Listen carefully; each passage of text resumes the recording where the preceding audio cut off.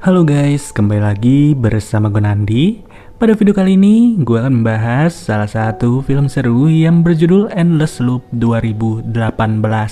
Tidak pernah lupa, gue selalu mendoakan agar kalian dan keluarga bahagia serta sehat selalu ya. Film dibuka di sebuah jalan berbukit di negara China, di mana terdapat seorang wanita yang sedang meminta tumpangan karena mobilnya mogok. Di sini, seorang supir menawarkan tumpangan untuknya, tapi wanita itu menolak dengan alasan si supir seperti orang yang genit. Tak lama, datanglah seorang pria baik-baik, dan wanita itu tertarik untuk masuk ke dalam mobil.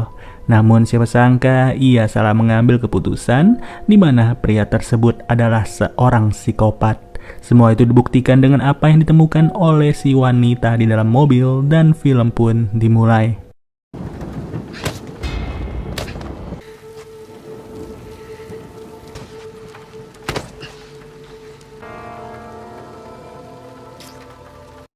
Beberapa hari setelahnya, scene beralih kepada sebuah bus yang berisikan beberapa penumpang. Salah satunya adalah Wang yang bekerja sebagai agen asuransi dan terlihat akrab dengan si supir yang bernama Tony. Wang memberitahu Tony bahwa beberapa hari yang lalu terdapat seorang wanita yang hilang di jalan ini. Di saat yang bersamaan, terdengar juga suara siaran radio yang mengabarkan bahwa telah terjadi kecelakaan misterius di persimpangan terdekat, yang menyebabkan semua jalan harus diblokir untuk sementara waktu. Mendengar hal itu, penumpang bernama Lee langsung mengeluh karena ia harus datang ke kantornya tanpa telat sama sekali. Alhasil, Tony pun mempunyai ide untuk mengambil jalan pintas melintasi sebuah terowongan.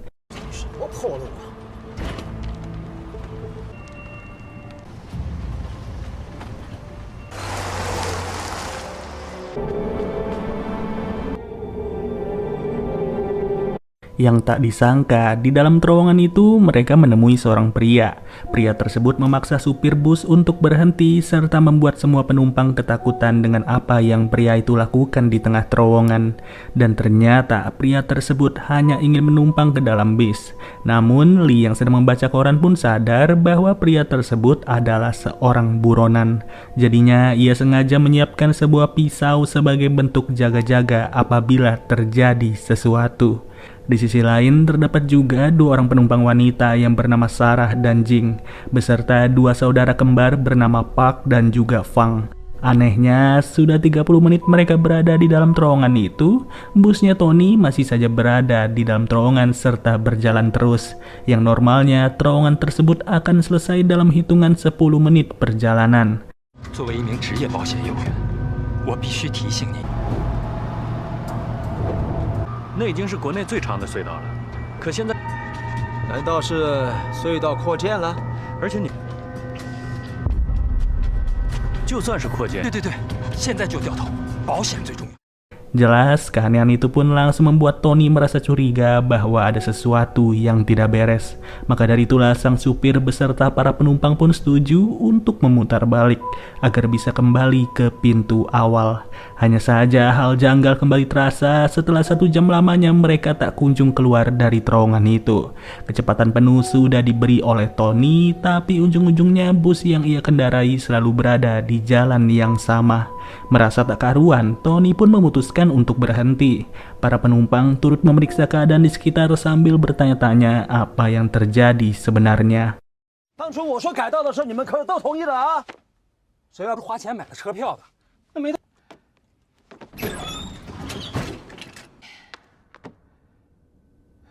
Ketika semua orang mulai panik, Lee mengambil alih situasi dan memberitahu semua orang untuk tenang. Ia memutuskan untuk berjalan kaki selama beberapa jam demi mencari bantuan. Tapi tetap saja, usahanya harus sia-sia dan ia pun mulai memikirkan ide lain. Di sini, Lee sengaja meminta sebuah tali yang panjang, mau itu berasal dari mana. Ia bersama si pria misterius pun langsung bergegas membawa salah satu ujung tali ke satu arah, sementara ujung tali yang lain akan tetap dipegang oleh Wang. Sepanjang jalan, keduanya saling memperkenalkan diri, di mana disebutkan bahwa nama pria misterius itu adalah Qian. 大约管用。这次可一定要出去。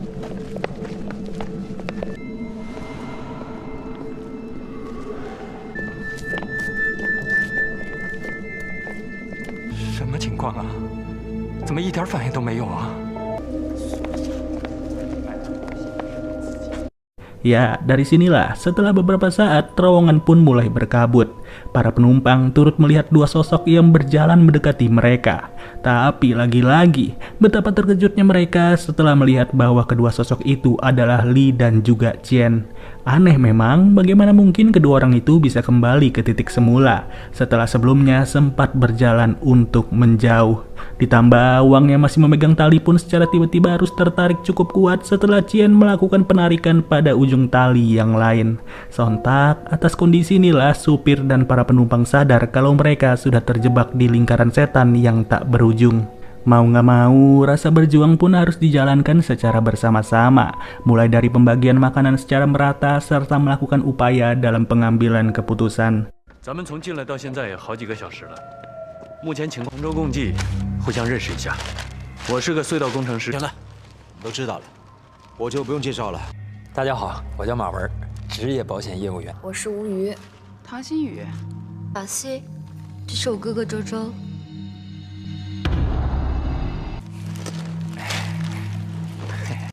Semua pria sepakat untuk pergi bersama-sama memeriksa terowongan tersebut, sementara para wanita bersama dua saudara kembar tetap menunggu di dalam bus demi mendapatkan keamanan. Namun sayangnya, pemikiran itu haruslah terbantahkan. Setelah beberapa menit berselang, seluruh bus harus tertutup oleh debu secara tiba-tiba, dan Jing sendiri mulai membangunkan mereka semua. Pada saat yang sama, para pria turut menyadari kondisi itu, serta segera datang untuk memastikan kondisi dari wanita maupun dua saudara kembar. Mirisnya, Tony yang sedang memeriksa stok makanan pun harus dibikin heran setelah ia mendapati seluruh makanan sudah membusuk dalam waktu yang sangat singkat. Hal ini membuktikan bahwa terowongan tersebut bukan hanya tak berujung, namun juga membuat waktu turut bergerak lebih cepat. Saking cepatnya, 1 jam di waktu normal terasa seperti 1 minggu di dalam terowongan ini. Ketika mereka kembali ke bus, peta seluruh terowongan pun tiba-tiba saja muncul tanpa sebab, seolah-olah ada seseorang yang sengaja menaruhnya serta pergi tanpa jejak.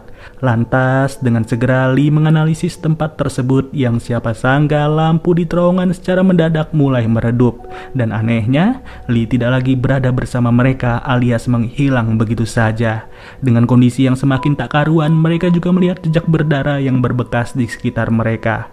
Hal ini pun langsung membuat Chen mengambil alih serta memimpin mereka semua untuk mengikuti jejak tersebut. Di sini, mereka sengaja dibawa ke sebuah dinding yang terlihat berlubang.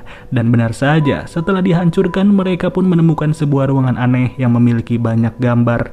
Baik itu gambar buronan, tangan, serta sebuah diagram yang menunjukkan kalau terowongan ini memiliki pecahan lain.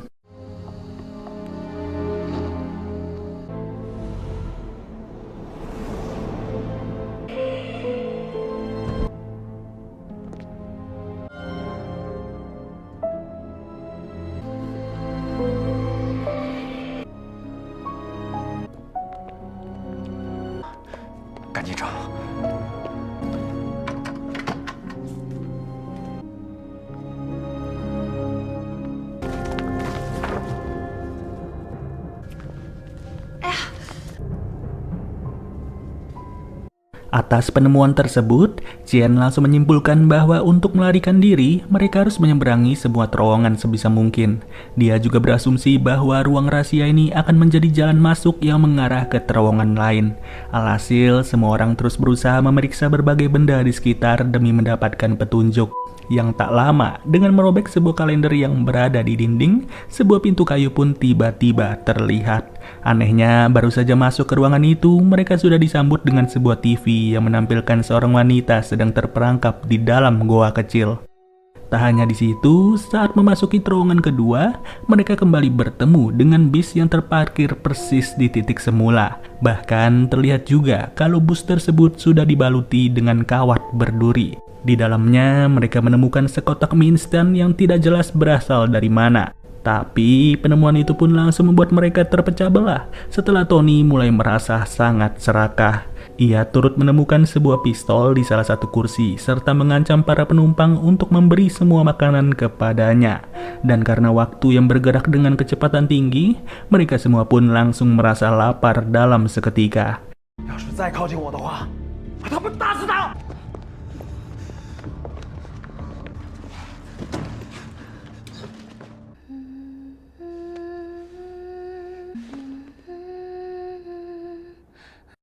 Keadaan ini perlahan-lahan mengubah kelompok itu menjadi kumpulan binatang. Salah satu contohnya adalah Sarah.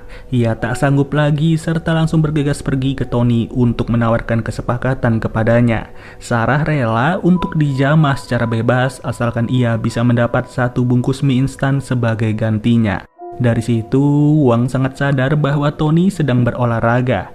Ia sengaja menyelinap masuk ke dalam bus untuk mengambil sesuatu bagi dirinya sendiri.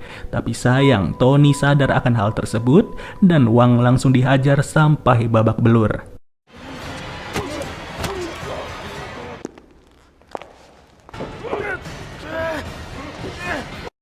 Untungnya, Wang masih bisa selamat setelah Tony berhasil ditikam oleh seseorang dari belakang. Yang tak butuh waktu lama, Tony pun harus meregang nyawa dalam hitungan detik.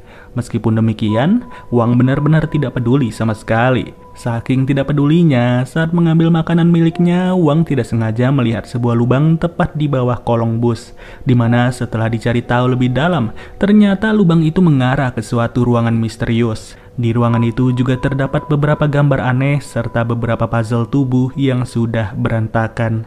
Ditambah adegan di TV juga menunjukkan bahwa wanita yang sebelumnya terjebak kini sudah tenggelam secara perlahan.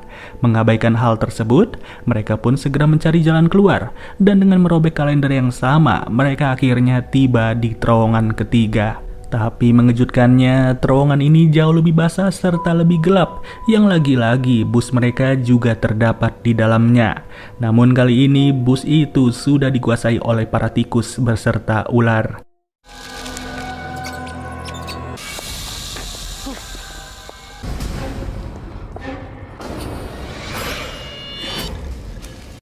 Merasa putus asa dengan keadaan, Wang pun terpaksa memakan mie yang sudah busuk. Hal itu turut membuat Wang menjadi agresif serta menuntut seluruh makanan bagi dirinya. Parahnya lagi, Wang berani menyimpulkan bahwa jalan rahasia akan terbuka apabila ada satu orang yang tewas di tiap lorongnya.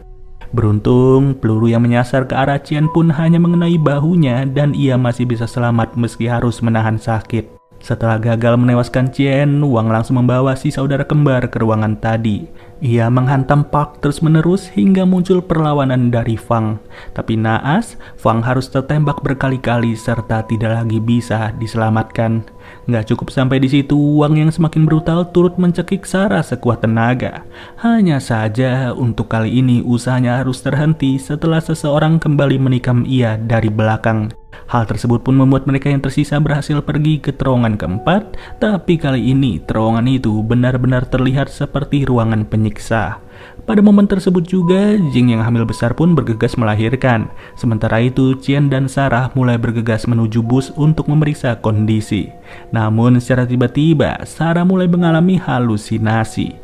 Ia sengaja pergi ke arah yang berlawanan serta menemukan beberapa mayat tergeletak di sana. Ia juga melihat sebuah cermin yang dimana ia nggak sadar kalau terdapat seseorang yang sedang mendekatinya dari belakang untuk menghabisinya. Kali ini hanya tersisa 3 orang saja yang masih selamat, yaitu Chen, Jing beserta Park. Dimana setelahnya semua penjelasan pun akhirnya terkuak. Usut punya usut, kecelakaan yang dikabarkan oleh siaran radio di awal film merupakan hasil dari penangkapan si pembunuh berantai yang berusaha kabur, dimana pembunuh berantai itu berhasil ditangkap serta tertembak mati di lokasi penangkapan. Semasa hidupnya, si pembunuh berantai bekerja sebagai kepala dari insinyur terowongan. Yang ternyata peristiwa ini bisa terjadi akibat rasa dendam dari si pembunuh berantai atas kematiannya. Dengan mengandalkan dunia gaib sebagai perantara, jiwa si pembunuh yang tidak tenang pun terus meronta-ronta. Ia membentuk gambaran dari jiwa yang kacau dengan menjadikan terowongan itu sebagai terowongan tanpa akhir. Hingga pada hasilnya, terowongan yang tak berujung akan menyebabkan semua orang berakhir frustasi serta menjadi seorang pembunuh seperti dirinya. Dan memang benar, Jing harus frustasi karena bayi yang baru ia lahirkan malah tewas begitu saja akibat pergerakan waktu yang sangat cepat. Alhasil, keadaan tersebut pun membuat Jing tak bisa lagi mengontrol dirinya, sampai-sampai ia tega menikam Chen tanpa alasan yang jelas. Ya, dari sinilah bisa diasumsikan kalau Jing bersama Park akan terus terjebak di dalam terowongan yang sama, serta berakhir tewas karena kelaparan ataupun saling membunuh. Oke deh guys, mungkin segini aja penjelasan alur ceritanya. Jika ada pendapat, silahkan kalian ketik di kolom komentar ya. Ya sudah, gua Nandi cabut dulu. Dadah.